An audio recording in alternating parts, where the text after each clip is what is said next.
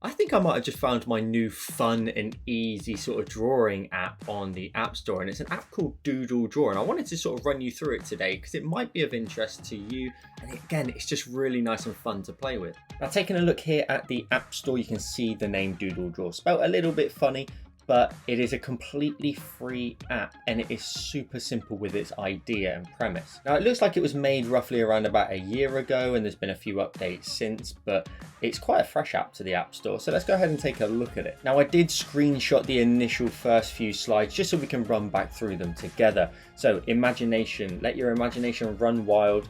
And then every day you're going to get a unique shape. So that shape is going to be completely unique day to day. And then you can decide what you see when you see it. You can flip it, you can rotate it. Now, not to the same degree as Procreate. You are going to be a little bit more limited with your functions and features. So try to bring the bar down, but it's for good reason and for obvious reason. And then it's down to you to simply just draw what you see when you see the shape. A lot like my doodle challenge over on Discord.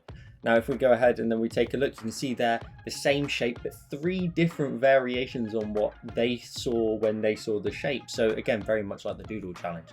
And then finally, let's go.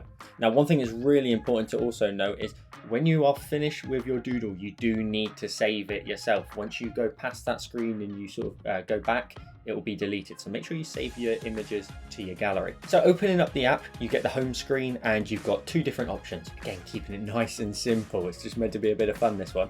We've got shape of the day and we've got random shapes. So if we go shape of the day, you then are presented with the shape. At the bottom here, you can flip it horizontally, you can rotate it, and then keep going until you find sort of a variation that you like the look of.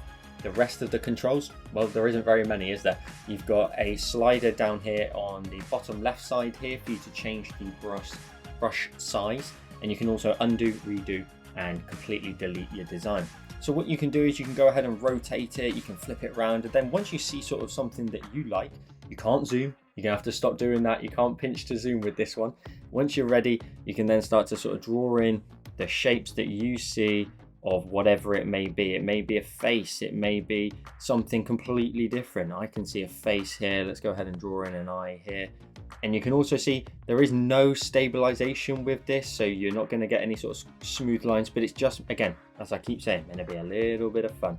Let's then go ahead and draw the ear like so. Could maybe draw another ear, little G's there, and then maybe we could go ahead and draw like a bit of a mouth under that nose, row of teeth, and then a couple separating lines in there. And then of course we've got then the hair and the hairline come down there like so.